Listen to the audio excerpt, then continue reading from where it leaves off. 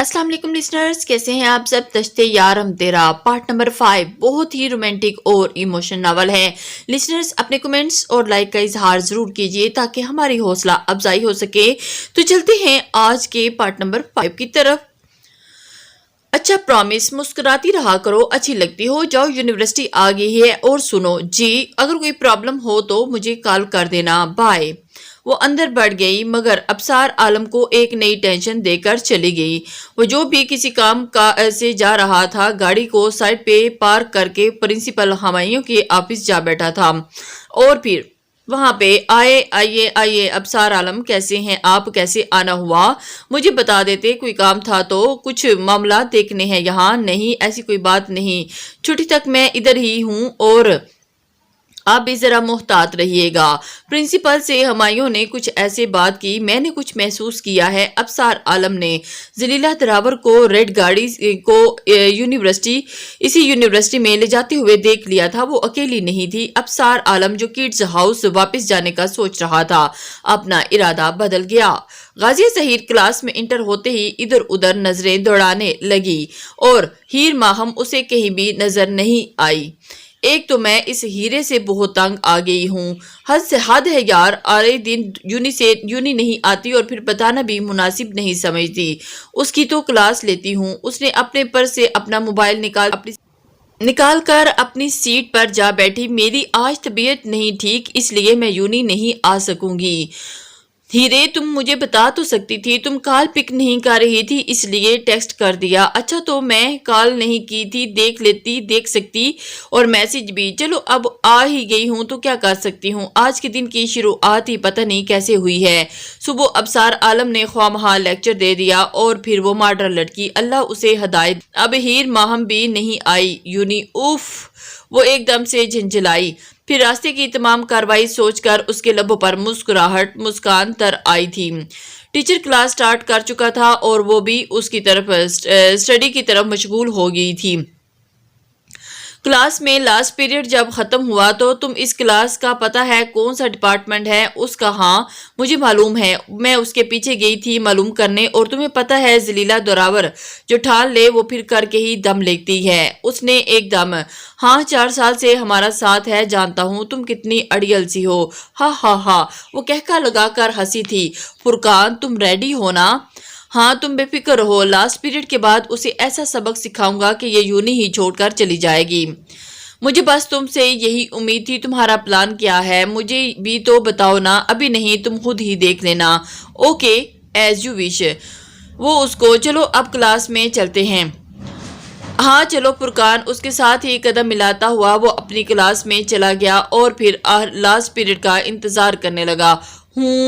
وہ ایک دم سے تو یہ کچھ الٹا سیدھا کرنے کا سوچ رہے ہیں۔ ابصار عالم کا اسٹوڈنٹ جو ان کے پیچھے ہی بیٹھے بینچ پر بیٹھا ان کی ساری گفتگو سن لی تھی۔ ابصار عالم نے جس مقصد کے لیے اسے یہاں بٹھایا تھا وہ معلوم تو نہیں ہو سکا، لیکن مگر پتہ چل جائے گا۔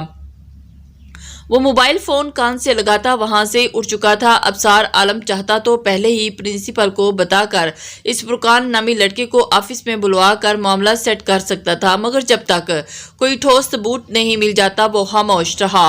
اور پھر ذیشان اندر داخل ہوا۔ اندر داخل ہوتے ہی اور ابصار عالم کو ساری بات بتائی۔ ابصار عالم کسی گہری سوچ میں پڑ گیا۔ ٹھیک ہے، باقی اسٹوڈنٹس کو بتانے کی ضرورت نہیں۔ ہاں ایک اور بات، ذیشان مڑنے لگا تو ابصار عالم نے اسے پکارا، یہاں کسی کو نہیں ہونی چاہیے کہ میں یہاں موجود ہوں۔ اور ہاں اوکے بھاؤ، آپ بے فکر رہیں، کسی کو نہیں پتہ چلے گا۔ اس نے لمبی سی ہوں کی اور نیوز پیپر دیکھنے لگا۔ نیوز پیپر میں بزی ہوتے ہوئے باس آپ کہاں رہ گئے ہیں؟ انٹرویوز شروع ہو چکے ہیں۔ خرم ذکی نے ابصار عالم کو کال کر کے یاد دہانی کروائی۔ میں ابھی بہت بزی ہوں، نہیں آ سکتا، تم دیکھ لینا سب، اور شان کو میں سب سمجھا کر آیا تھا۔ ٹھیک ہے جیسے آپ کی مرضی، یہ میری سی وی ہے۔ ریسیپشن پہ بیٹھی اس نے لڑکی سی وی سبمٹ کرواتی اس ماڈرن سی لڑکی کو دیکھا جو اس کو حیران سی نظروں سے دیکھ رہی تھی، جس نے جدید جگہ جگہ سے پھٹی ہوئی پینٹ اور جسم کو نمایاں کرتی ہوئی شرٹ کے اوپر ایک اپر لیا ہوا تھا، وہ بھی بامشکل گھٹنوں تک آ رہا تھا۔ ایکسکیوز می مس، آپ نے اس انٹرویو کے رولز پڑھے ہیں؟ हाँ पढ़े हैं, आप मेरी सीवी देखें और अंदर पहुंचा दें। मुझे उम्मीद है कि इनकार नहीं करेंगे। सॉरी मिस, ये सीवी सबमिट नहीं करवा सकती, वजह आप जानती हैं। ओके, मैं खुद ही करवा देती हूँ, ऐसी भी क्या बात है। रुको, तुम अंदर नहीं जा सकती। वो उसको एकदम से रोकने, ये क्या बदतमीजी है। वो बेखौफ अंदर दाखिल हुई थी। शान अपनी कुर्सी से उछला था और जबकि खुरम जकी के चेहरे के रंग बदले थे। व्हाट नॉनसेंस, इसमें नॉनसेंस वाली कौन सी बात है कि आज आप इंटरव्यू नहीं ले रहे हैं? हम माजरत के साथ आपको रिजेक्ट करते हैं। आपने हमारा वक्त जाया किया है। अगर आप मेरी सीवी पे एक नजर डाल लें तो आप मुझसे सिलेक्ट किए बिना नहीं रह सकेंगे। जलीला दरावर ने कहा, तुमसे मुझे एक सवाल पूछना है। क्या आपने कुरान पाक पढ़ा है? जी मैंने बचपन में पढ़ा था, इसके बाद नहीं पढ़ा। यानी आपने नाजरा पढ़ा है, इसके अलावा कोई सूरत जुबानी याद है? नहीं। सूरत फातिहा आती है और मुझे यकीन है कि वो भी आपको सही से नहीं आती होगी। वो मेरा मसला है, आप इसमें कौन होते हैं मुझे इस तरह अटैक करने वाले? ये मसला आपका नहीं है, ये मसला यहाँ पे पलने वाली इस नौजवान के होते हुए भी बच्चों का नुकसान होगा। हमारे इस इदारे में तालीम के साथ साथ इनकी तरबियत भी है, कुरान करीम की तालीम भी है और आप तो खुद भी इससे नावाकिफ हैं। कुरान कायदे आजम का कौल तो आपने पढ़ा होगा। तुम लोग खुद को समझते क्या हो? ये बेकारी सा इदारा बनाकर हमारे जैसे अमीर लोगों से भीख लेकर इसे चलाने वाले हमें सबक सिखा रहे हैं। शान, इस लड़की को उठाकर बाहर किसी कचरे के डिब्बे में फेंक आओ। असल हकदार तो ये ही ऐसे कचरों के डब्बों में जाओ और यही से वरना तुम होते कौन हो मुझे इस तरह धमकाने वाले? खुरम जकी के जब्त ने जवाब दिया और उसने खरी खरी सुना दी। जलीला दरावर को पतंगे लगे। तुम्हें तो मैं देख लूंगी, याद रखना, मुझे भूलना मत। तुम दूर रहो मुझसे, हाथ मत लगाना मुझे। मेरे हाथ साफ हैं, कसम से मैंने तुम्हें हाथ नहीं लगाया बानिस्बत तुम्हारी जुबान के। शान जो उसके पास आया तो ने चिल्ला कर कहा, अब जाओ यहाँ से, इतना अच्छा इंटरव्यू हो गया था मगर ये आखिरी आफत की बुढ़िया ने आकर सारा बेड़ा गर्क कर दिया। आखिरी अल्फाज खुरम ने अपने मुंह में कहे थे। कितने लोग है ना शान। शान दोबारा अपनी सीट पर आकर बैठा तो खुरम उससे मुहातिब हुआ। हाँ बिल्कुल, 2000 से ज्यादा एप्लीकेशन थी और एक से बढ़कर एक ज़हीन था, लेकिन हमने कुछ लोगों को ही सिलेक्ट करना है। चलो अल्लाह मालिक है, कैंडिडेट खत्म हो चुके हैं और सिलेक्शन आकर भाव करेंगे और इसके बाद चलो खाना लगवाओ और सब बच्चों को भिजवा दो। शान बैठो, एक बात पूछनी थी तुमसे। शान खड़ा हुआ तो खुरम ने एक बार उसे फिर बिठा लिया। जी भाई बोलें। आप ये आजकल भाव किन चक्रों में पड़ गया है? क्या हुआ भाई को? शान परेशान हो गया कि ऐसी क्या बात हुई है? कुछ नहीं है। तुम जानते हो वो इस वक्त कहाँ हैं? हाँ मुझे मालूम है, वो कोई न्यू कॉलेज के लिए जगह देखने के लिए गए हैं। वो इस वक्त यूनिवर्सिटी में मौजूद हैं। तो इसमें हैरान होने वाली कौन सी बात है? वो तो आए रोज यूनिवर्सिटी जाते हैं और अक्सर यूनिवर्सिटी जाते रहते हैं।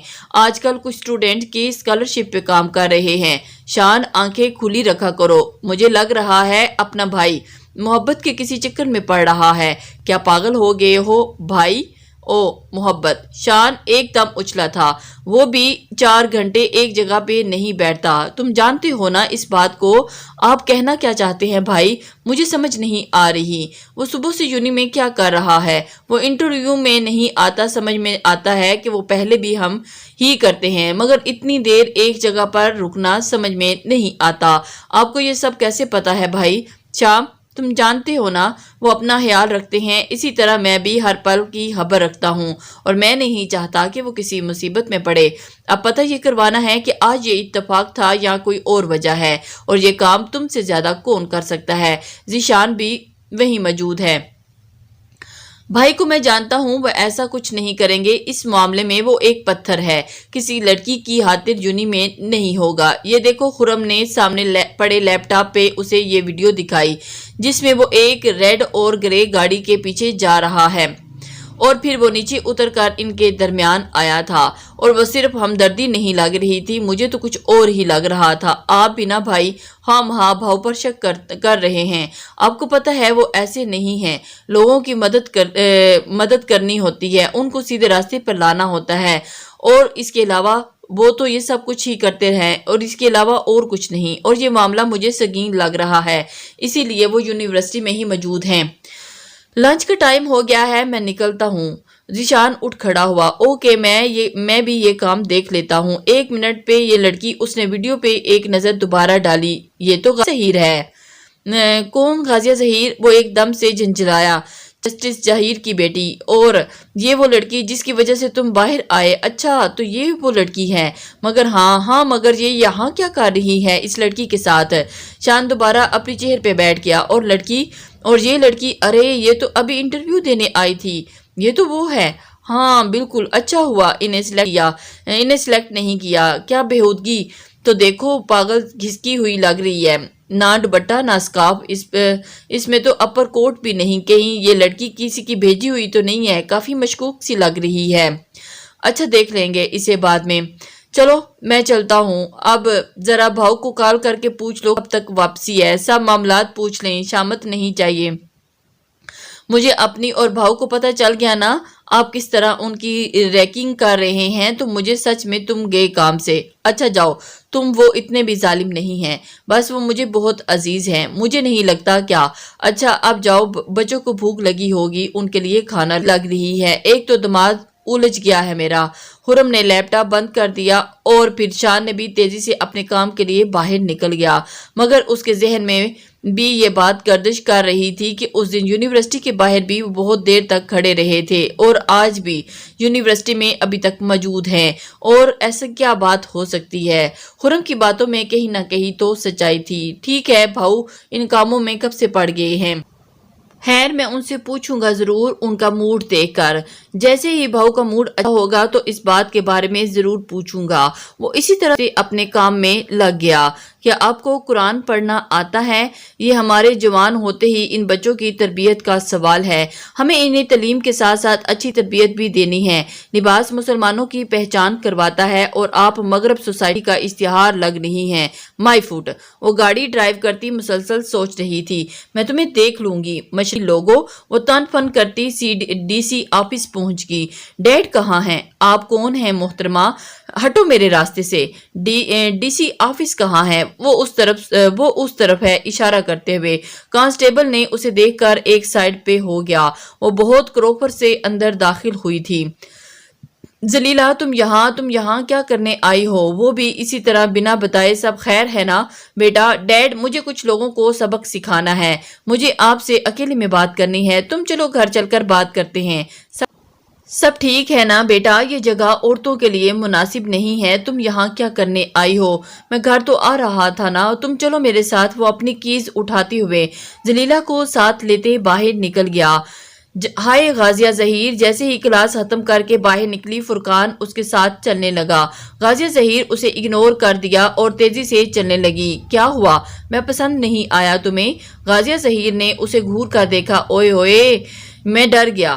فرقان نے ڈرنے کی ایکٹنگ کی۔ غازیہ ظہیر کے بڑھتے قدموں کو بریک لگی تھی اور وہ، یہ کیا بدتمیزی ہے؟ فرقان نے غازیہ کے کندھے پر ہاتھ رکھا تھا۔ یہ رومانس ہے میری جان، جو آج تمہیں دیکھ کر میرے اندر سے باہر نکل رہا ہے۔ بکواس بند کرو اپنی، ابھی جا کر تمہاری کمپلین کرتی ہوں، شکایت کرتی ہوں۔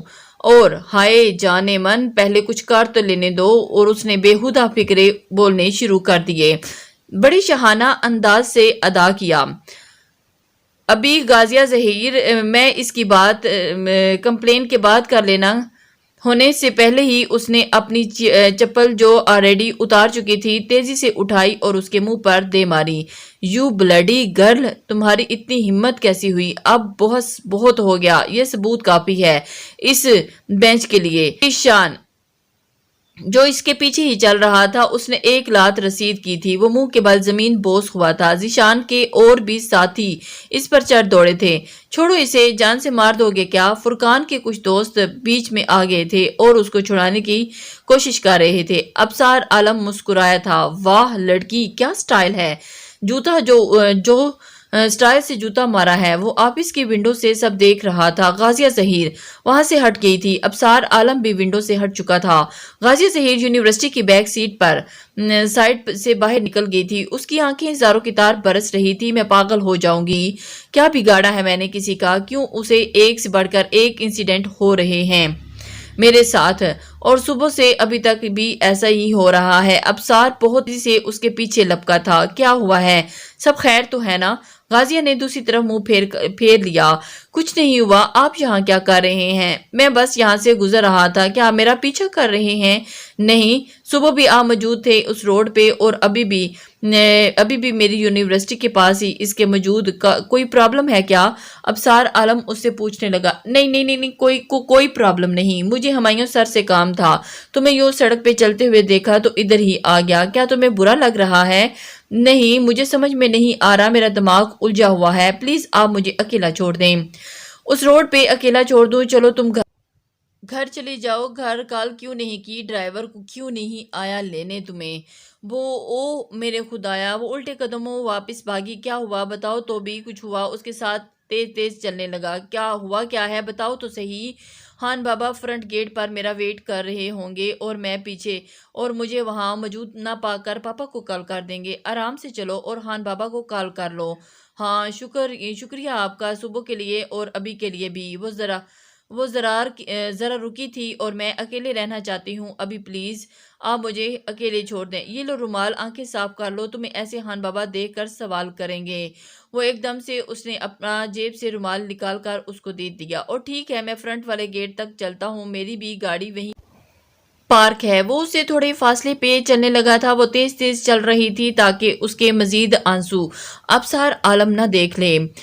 وہ گاڑی میں بیٹھتے ہی آنکھیں بند کر کے ریلیکس کرنے کی کوشش کر رہی تھی خود کو، اور پھر اس کا ہاتھ دوبارہ اپنی آنکھوں تک آیا تھا، مگر وہ بھیگی سی عطر کی وہ خوشبو اسے محسوس ہونے لگی اور اس کے دل کو سکون سا بخش گئی تھی۔ اس کے ہاتھ میں موجود رومال بھی ابھی رومال سے اٹھی تھی وہ خوشبو، اور اسے دل تک لے گئی تھی۔ یہ اتفاق ہے یا ابصار عالم میرے راستے میں آنے لگا ہے؟ وہ جان بوجھ کر تو ایسا نہیں کر رہا، پتہ نہیں کیا ہو رہا ہے مجھے، میں کیوں اتنا الجھ رہی ہوں۔ ابصار عالم کی گاڑی بھی اس کے پیچھے ہی تھی، اور یہ بھی ایک اتفاق تھا کیونکہ اگلے چوک تک تو وہ اسی طرح ساتھ تھے۔ جیسے ہی چوک آیا اور وہ اپنی گاڑی ٹرن لے گیا۔ کتنا خوبصورت دل ہے اس پاگل سی لڑکی کا، کبھی چھپکلی سے ڈر جاتی ہے مگر انسانوں کے مقابلے کے وقت بھول جاتی ہے اپنا سب ڈر۔ وہ رات کتنی اندھیری سی تھی، کتنی ڈراؤنی، اور اس کے ارد گرد گولیوں کی آوازیں، بھاری بوٹوں کی آوازیں، بھاگتے ہوئے چیخو پکار، پولیس کا سائرن، اور پاشا کی کلائی پہ کاٹ کر اس نے پانی میں چھلانگ لگا دی تھی۔ پاشا تو پولیس کے ڈر سے بھاگ گیا، مگر مجھے اسے بچانا تھا۔ اس کو پانی میں کود کر چھلانگ لگا دی۔ تبھی ہی حواسوں پہ سوار ہے یہ لڑکی، اپنی عزت کو بچانے کے لیے اسے جو مناسب لگا اس نے کیا تھا، اور ایسی ہی ہونی چاہیے عورت، نڈر، جہاں صورتحال مشکل ہو چکی وہاں سے نکلنے کا بھی ہنر جانتی ہو، ایسی ہی عورت ہونی چاہیے، خود کو اس وقت اپنے حواس پر حال رکھنے کی مہارت رکھتی ہو، اور good and brave girl. Absar عالم اسے دل ہی دل میں سراہ رہا تھا۔ وہ کب سے آگے نکل گیا تھا اسے خبر ہی نہیں ہوئی تھی۔ سنو لڑکی، دل جب اداس ہو، بوجھل ہو، روح بے چین ہو جائے، ویسے تو دل اللہ کے آگے جھکا دو، سارے مسئلے حل ہو جائیں گے، اور اس کے بعد ایک اچھی سی چاکلیٹ کھاؤ اور یہ فنی ویڈیوز دیکھو اور مجھے داد دو گی۔ سچ میں یہ چاکلیٹ بالکل تمہارے جیسی سویٹ ہے۔ اس نے جیسے ہی ایک پھولا سا لفافہ کھولا، اور اس کے اندر بہت خوبصورت پیکنگ میں چاکلیٹ کا ایک جار تھا۔ اس میں ایک آدھ کھلا گلاب پنک کارڈ کے ساتھ نتھیا تھا، اور جیسے ہی اس نے وہ کارڈ کھولا اور الٹ پلٹ کر دیکھا، مگر اسے سمجھ میں نہیں آیا کہ یہ کس نے بھیجا ہے۔ یہ کیا ہے غازیہ؟ یہ کس نے بھیجا ہے؟ اور تم نے سیکیورٹی کو چیک بھی نہیں کرنے دی؟ ماما آپ بھی نہ، بس اس میں کچھ پرسنل چیزیں تھیں جو میں نے آن لائن منگوائی تھیں۔ آپ بھی آرام کریں، میں بھی سونے جا رہی ہوں۔